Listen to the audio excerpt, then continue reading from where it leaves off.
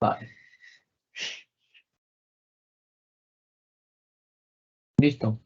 Ya estás en vivo. Hello, everyone. Welcome back. I apologize. We have some technical problems with our stream, but this time we have our session with Dwayne. And what we are going to do is we are going to, of course, record this session so then we can share with you and you can watch it later. We apologize for that.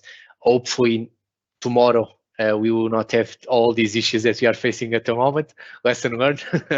But the most important thing is we deliver the content to you so you can learn, and also you can always connect with us offline and even with Dwayne.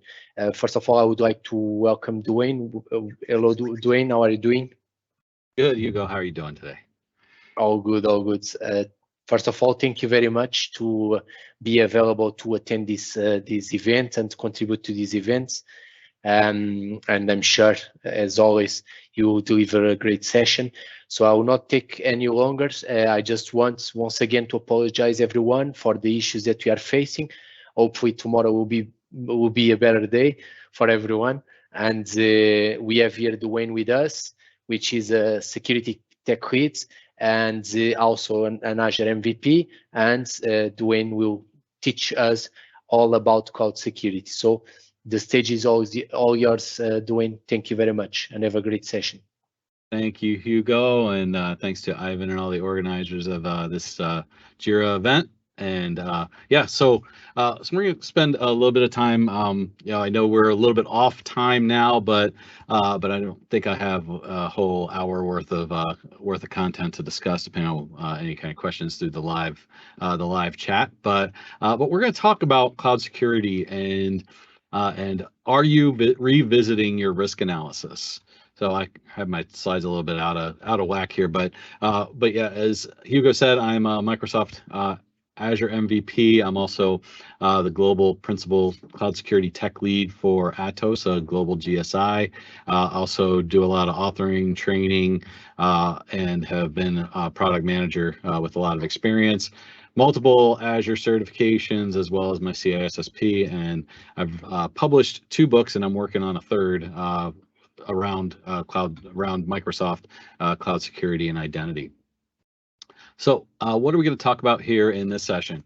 Like I said, somewhat short session, but we're going to talk about risk and threat analysis and what you need to go about addressing and thinking about when you are entering entering IT or even cloud environments. What is risk and threat analysis and why is it important?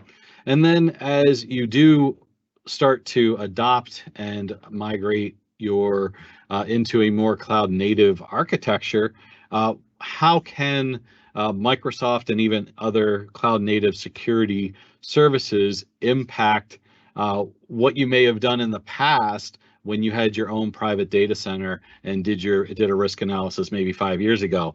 And what is some of that total cost of ownership that you get from Microsoft and the cloud native tools for security controls that is embedded into a lot of Microsoft services?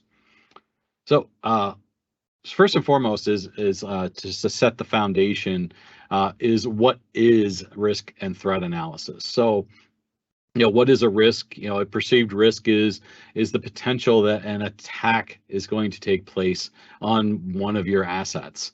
So important thing is, and something that you need to note as someone within the IT architecture and the business is what are those assets? Have we inventoried those assets?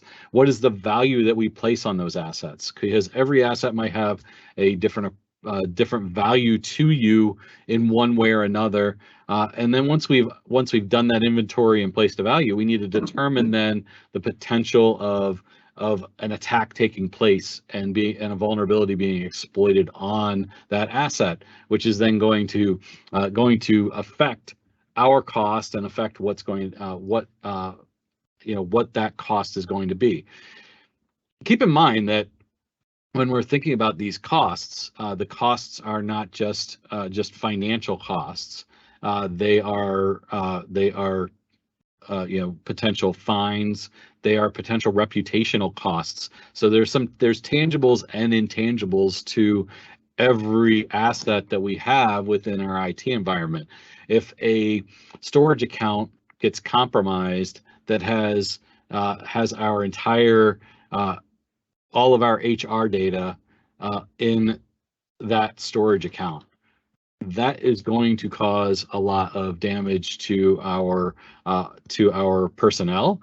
It's going to cause potential fines and lawsuits against our company, as well as if we are a publicly traded company and we provide provide information and communication about that breach, it's going to cause us reputational damage as well. So one little breach could cost us thousands, if not millions of dollars.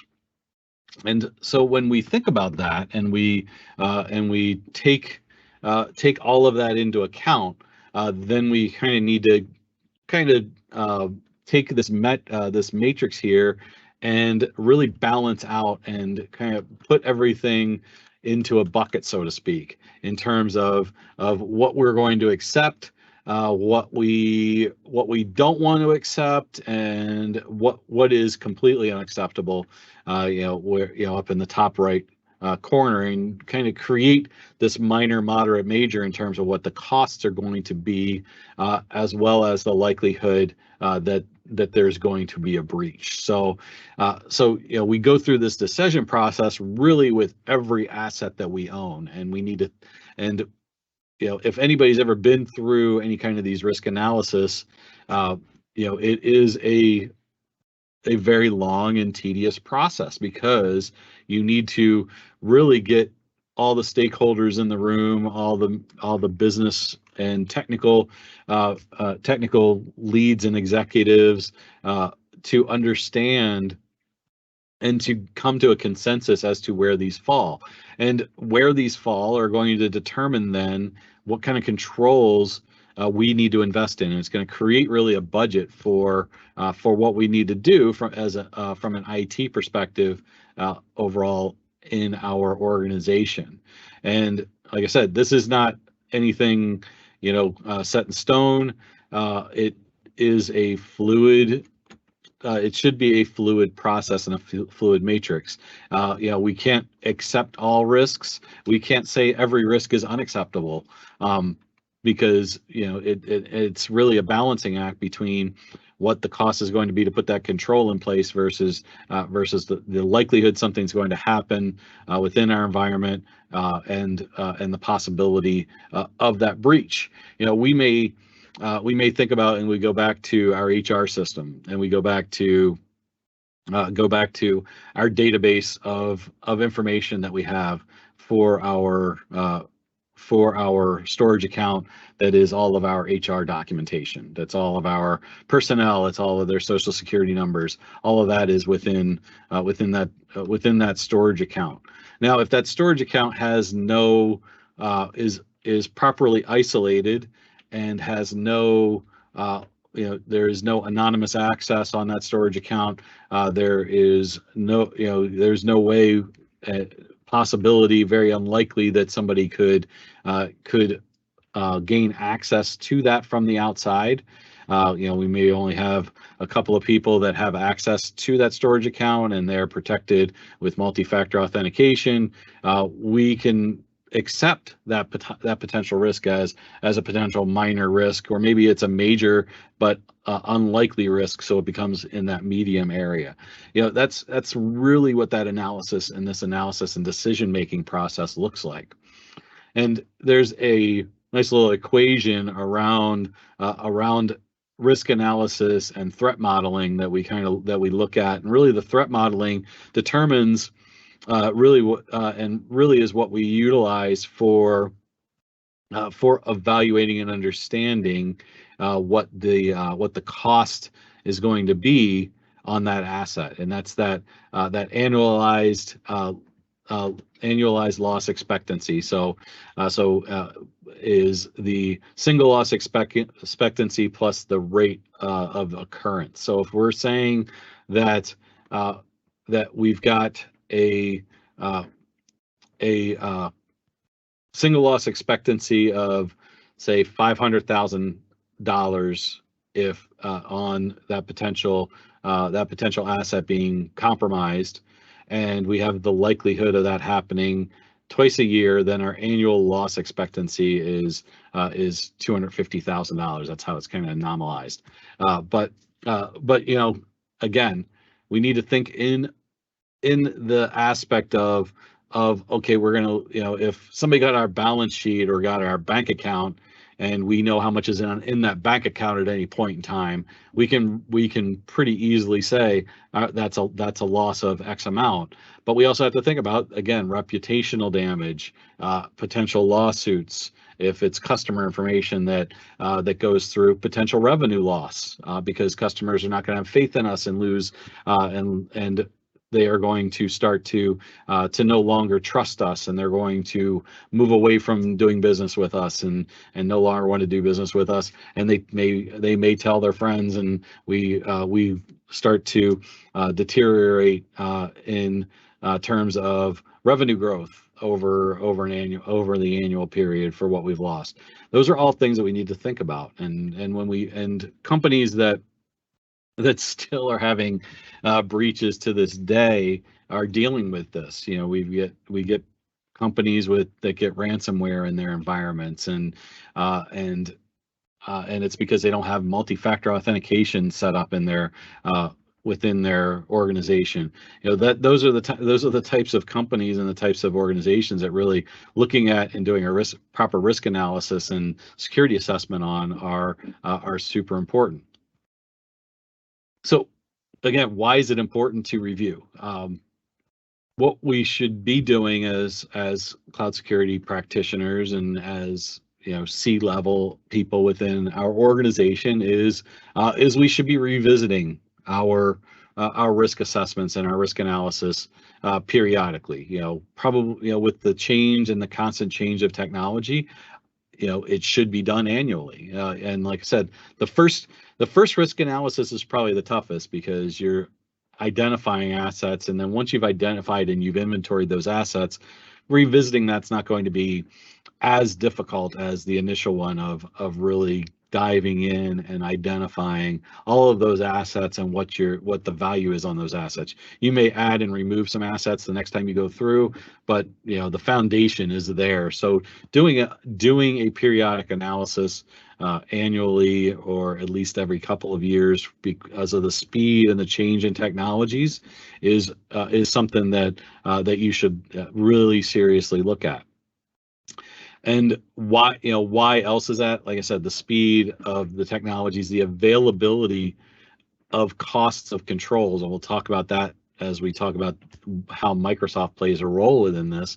And the new controls that are much more accessible than they might have been 5 to 10 years ago, and the capabilities that cloud native security and risk assessment, risk and threat and vulnerability tools that are out there that are cloud native, that support both hybrid environments, cloud environments, as well as multiple cloud cloud providers,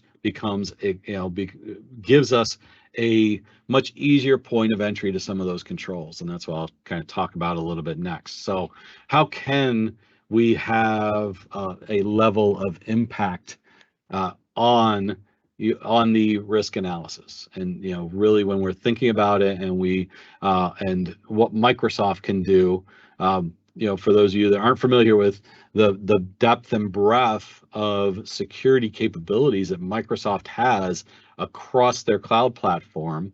We have Microsoft Defender for Cloud within Azure, and then within Microsoft 365, there's a whole a whole layer of Defender capabilities. So we have Defender for Office 365, Defender for Identity, Azure AD Identity Protection, which kind of crosses all of their cloud platforms, Defender for Endpoint, Defender for Cloud Apps, and then Microsoft Sentinel on top of that.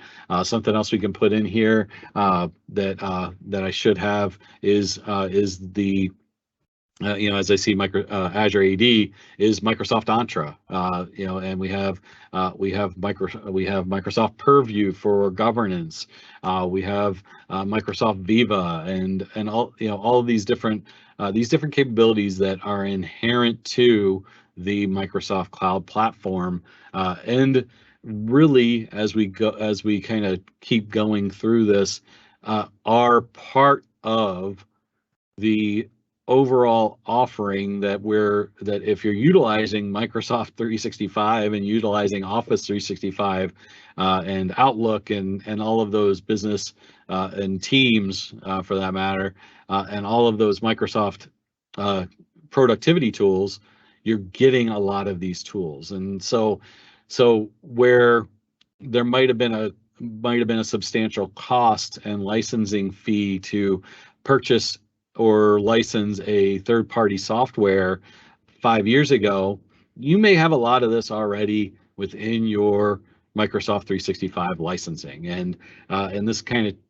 brings, as we look at this slide for the total cost of ownership of Microsoft security controls, you can see that if you're a under 300 user organization that's using Microsoft 365 for business, you get some of these tools. Microsoft actually I believe it was last fall at Ignite, rolled out a Defender series for business, for small businesses, that had a good number of the tools that you get with the enterprise versions, like advanced threat protection and information protection, conditional access, MFA, all embedded in the $22 per month per user that you pay for business premium.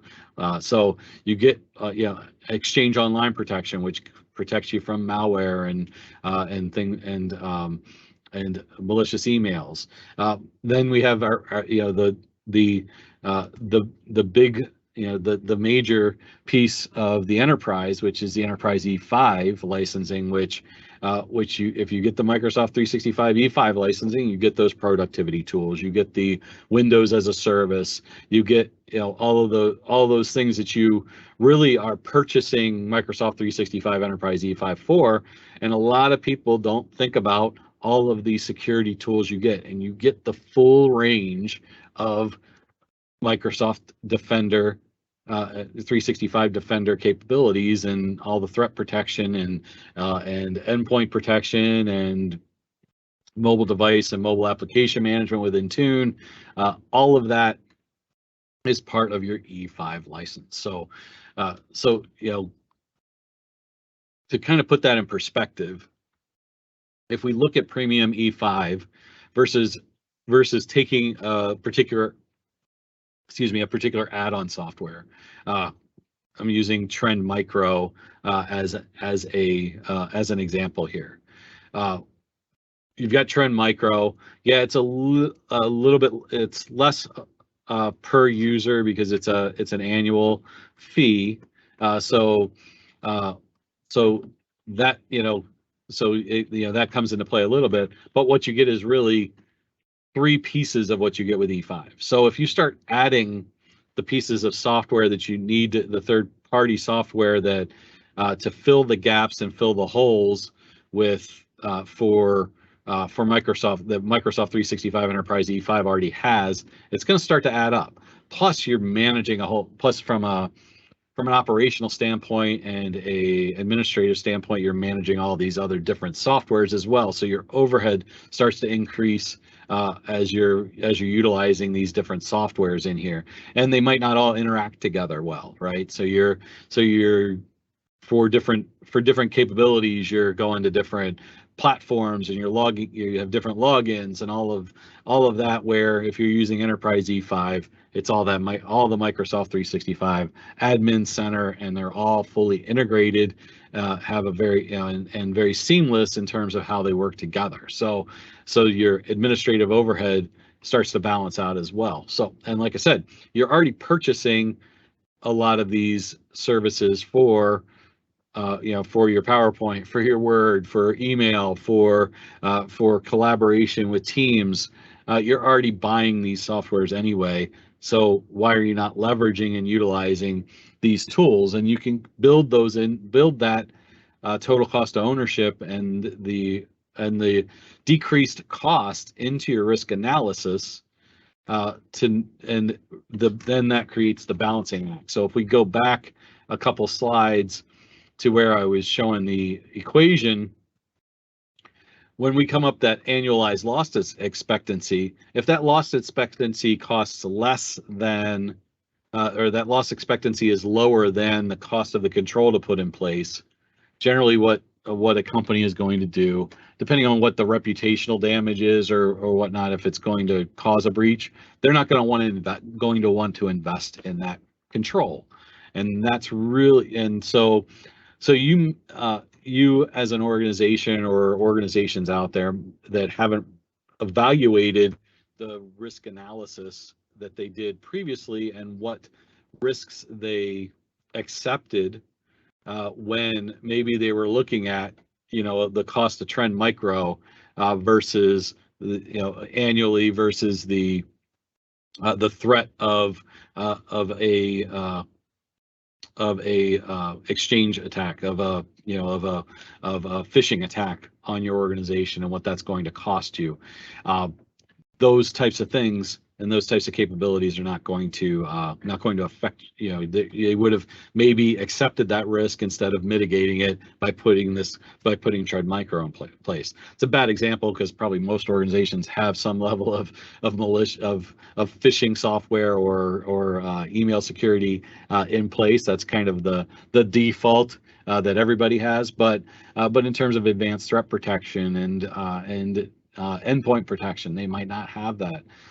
But you can put that in place with the Enterprise E5. And like I said, you've already got a budget for that, probably in the business, to utilize Microsoft 365 software. And again, what is that TCO? Those add-ons, when you think about the Enterprise Mobility plus Security E5 add-on, if you've got one of these capabilities, which you can add this on for everything that you need, for $16.50 a month per user. Again, you have a large organization that does add up, but again, the tools and the amount of risks that you are going to mitigate in that investment is going to create a very strong impact and be very impactful in your environment. So like I said, this wasn't going to be a hugely long presentation, but wanted to kind of just bring to light some things to think about and to understand and review your current assets and risks, and look at what your organization has accepted and deemed as acceptable risk in the past, and what you might be able to mitigate with what you might already have in your environment today, utilizing Microsoft 365, utilizing Azure capabilities. Again, if one of those blockers for putting controls in place was, we have cloud we're utilizing cloud providers, we're utilizing Azure and AWS and Google, and we still have our own applications and our own data centers. We can do that that can be done with Microsoft 365 and Azure capabilities for hybrid and multi-cloud, and find a lot of ways to decrease risk without any additional investment on your environment. So those all come into play, and all are areas in which we can find better results, and we can create a stronger security strategy to mitigate risks within our environment. So that is all. Like I said, wasn't going to fill up an hour, so it wasn't a problem having any technical difficulties. Are there any questions or anything that you've seen in the chat or anything, Hugo? No, Dwayne, all good.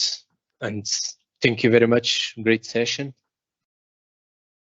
No problem. And like Hugo said, I can be reached on social media platforms. Feel free to reach out and ask me any questions. Anybody that's viewing this as a recording, happy to take any questions that you may have and offer up my feedback. So, and again, thanks Hugo, thanks Ivan, thanks the whole JIRA team for organizing this and getting this session together. Thank you very much, Dwayne. Thank you very much, Dwayne. Your session. And thank you, everyone. Hopefully, you will have soon access to this recording so you can watch these on